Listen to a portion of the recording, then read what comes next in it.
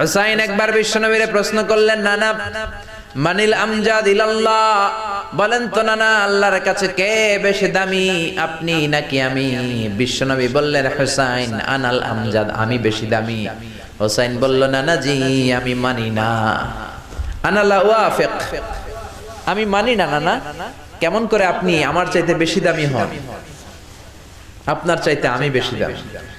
বিশ্বনবী বললেন, হুসাইন আমি হলাম নবীদের নবী, আখির নবী, বিশ্ব নবী, আর তুমি হলা আমার উম্মত, তোমার চাইতে আমি বেশি দামি।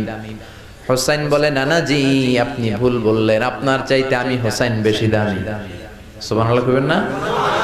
বিশ্বনবী বললেন, কাইফা যালিক, কেমন করে এটা? হুসাইন বলল, নানা জি তাহলে বলেন তো আপনার আব্বার নাম কি? বিশ্বনবী বললেন, আমার আব্বার নাম হলো আব্দুল্লাহ। কি নাম?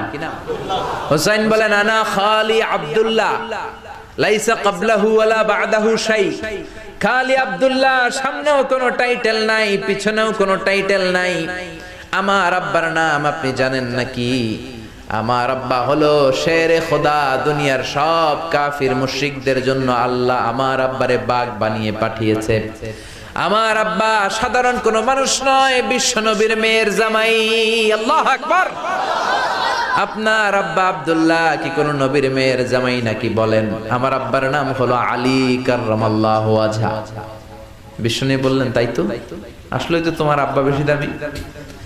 আবার হুসাইন প্রশ্ন করলেন, নানা বলেন তো আপনার আম্মার নাম কি? কি নাম বিশ্বনবীর মায়ের?